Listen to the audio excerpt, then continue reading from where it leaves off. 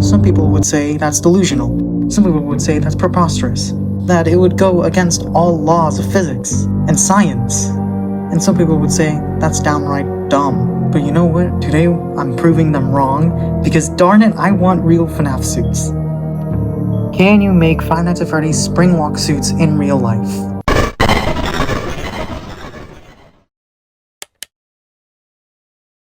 So, what are Springlock suits? Well, Springlock suits are suits that are used as an animatronic and suit. The Springlocks inside them hold back the endoskeleton that's inside it, making room for any human to go inside. To use the suit, you need a special hand crank that only the staff have in the games. And it's also a pretty tight fit to get inside one, and even Phone Guy says that you can't move too much in it or you'll die.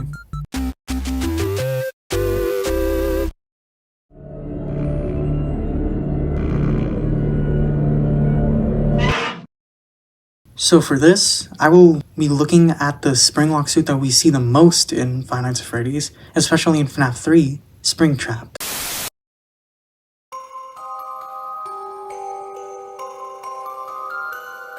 And using a very trustable source, it states that Springtrap is around 680 pounds? What? Okay, that can't be right. Can it? I mean, I guess it makes sense. It's a big heavy robot plus a full adult inside, so I guess it could make sense. And plus this is a very old robot, so yeah, I guess. It just sounds way too insane already, and we're just starting this.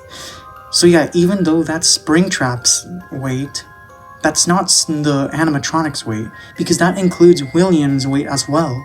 So we need to find out what's William's weight, so we can subtract Springtrap's weight with William's weight to get the actual weight of only the animatronic.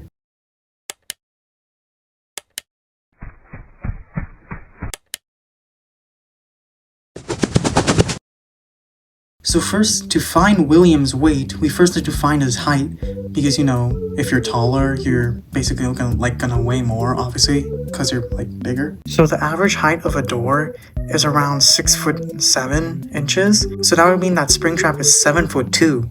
God damn, oh my god, he is very tall. The way I got that is that I saw in FNAF 3 that the door is basically the same height as the window, and Springtrap kind of goes over the window a little. And William inside Springtrap is not 7'2", obviously. It's just that Springtrap's ears and feet are probably making him a bit taller.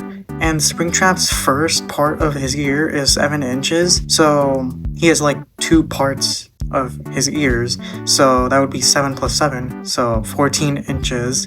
So take away 14 inches for his ears, and probably 1 inch for his feet. His feet is probably not making him that tall.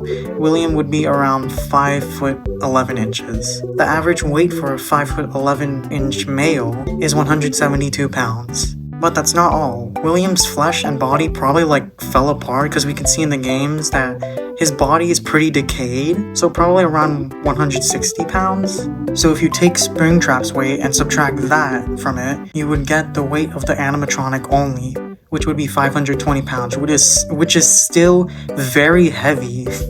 Very heavy for that robot. I guess it's a very big robot, and I guess that could make sense.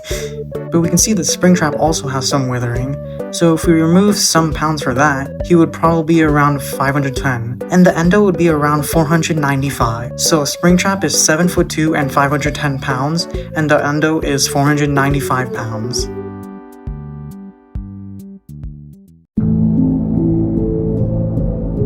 That doesn't sound too right in the beginning, but Springtrap was used around 1983, so robots were probably way heavier back then than they are now. And I saw photos of old robots in Chuck E. Cheese, and there's this one photo that has Chucky just towering over another full-grown adult, and that picture just looks terrifying. I'm sorry, that's a very terrifying picture. He just looks like he's ready to murder that guy, to be honest.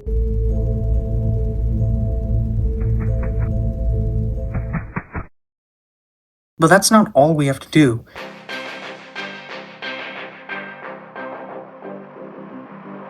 We also have to find out the weight of each part of his, like each limb of Springtrap and the endo limb. So like the weight of his arm and the weight of the his endo arm, because there's not just one Springlock that's holding the whole endo. There's multiple Springlocks. So there are 5 main parts: 2 arms, a torso, and 2 legs. So we divide each limb by 7. And you might be asking, why do we divide it by 7?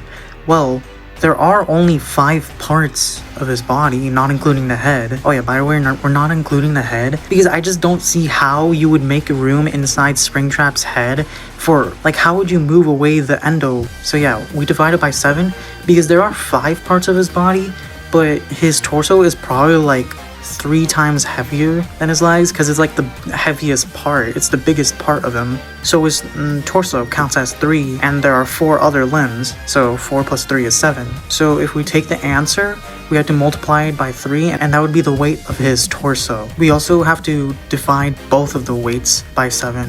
The whole of Springtrap's weight and the endo's weight. So if we divide the weight by 7, Springtrap would be 72.8 pounds and his endo would be 70.7. And if we round everything up, the torso would be 219 pounds, each limb would be 73 pounds, and for his endo, the torso would be 212 pounds and each endo limb would be 71 pounds. Now we have to figure out if that's even light enough for Springlocks to hold back.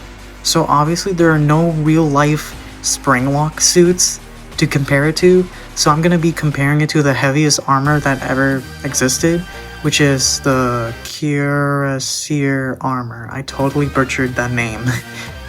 Basically horse armor. But then I realized that wouldn't work because the heaviest armor is more than 86 pounds, but only one of the limbs for the Springlock suit is the same weight as that. And there are just no suits, surprisingly, that weighs hundreds of pounds, because obviously people wouldn't be able to wear them.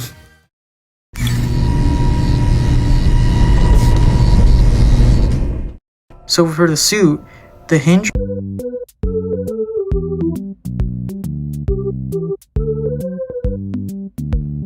would probably help for moving the arms and legs, and when you're moving something further from its hinge, like, it's easier to move. For example, when you open a door, it gets more easier to move when you try to open it away from its hinge. Also, another example is that vault doors are usually 300 to 400 pounds, but they're able to be moved because of the hinge. So, I don't know, I guess there's a basically what I'm saying is I guess there's like a chance he would be able to move, but like, it would be very difficult. That's basically what I'm saying.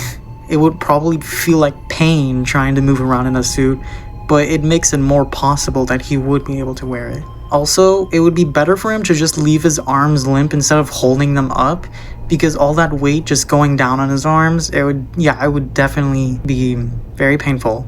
Though it would probably still crush his shoulders, to be honest. So after concluding this, we have to guess that William is either very ripped or he's getting crushed every time he uses the suit. And I'm hoping it's not the first one, because weird FNAF artists are probably gonna really love that.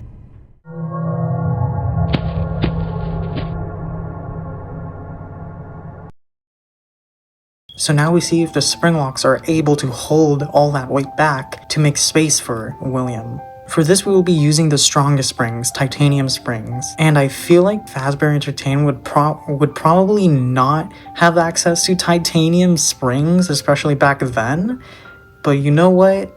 I don't care. I just want to see if this is possible. So, making a very scientific estimate and totally not a guess, I feel like there would be 8 Springlocks for his torso, and 4 Springlocks for each of his limbs. Totally a real scientific calculated guess and estimate, not a guess. And so 24 titanium springs is 55.92 pounds. So we take the original weight of the endoskeleton and subtract it by the weight of the 24 titanium springs, and that would give us the actual endoskeleton weight, because the Springlocks are part of the endoskeleton system. So the endoskeleton weight would be 439.08 pounds, which will just round to 439 pounds, and Springlock weight is 55.92 pounds, and for each limb, it's 9.32 pounds. Okay, so while doing research, I just did a bunch of Google searches. I couldn't really find how much weight titanium springs could hold. I did find this place that said titanium has 1,270 MPa, aka 184,198 pounds per square inch. So like it can hold that much. So it would probably be way strong enough to hold the endoskeleton's arms and torso. Cause I don't imagine that the endoskeleton is already really heavy, but I don't think it's 184,198 like pounds per square inch or whatever. And you see, I was already trying to like first measure my arm and everything and see how big a normal person's arm would be and stuff, and see how big the endoskeleton's arm would be and how heavy it is. But I don't really think I need to do that because I don't think it's gonna be that heavy. I think like it's definitely not like almost 200,000 pounds. So what have we learned about Springlock suits? Well, to make them, you have to have very strong titanium springs, but I feel like actually, you know what? I think titanium springs are kind of overkill for this. So maybe a little weaker would be fine. You also need to find a way to remove the endoskeleton head, because I just don't see how you can make space inside the suit's head, like move the endoskeleton heads away so you can fit your head in there. You also have to be very ripped because this suit is very heavy, as we already seen. And you also have to be not scared to die inside the suit because in the games, they're shown to be very risky, and I just don't see why anybody would want to wear this. But if you do want to wear it, this is how you make it, I guess, if you really want to know. Now I'm just gonna wait for some random person who wants to open a Freddy Fazbear's Pizza to make these. I hope they give me credit if they make these. Actually, you know what? Take that back. I don't want to be credited for suits that probably are gonna kill people.